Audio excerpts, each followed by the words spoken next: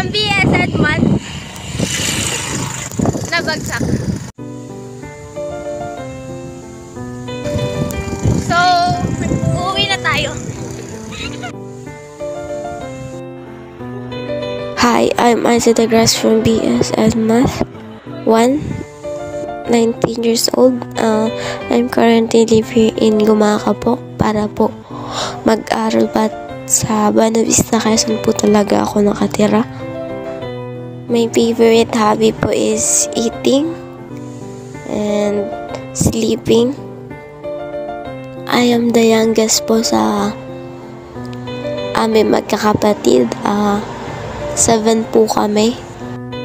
We have 5 boys po or 2 girls po, at hindi pa po sure yung isa kong babae talaga. And our tatay is wala na po, nanay na lang po. So ako po ay may anak na, kung nakikita niyo po. Just joke lang po. Anak po siya ng kapatid ko. Wait.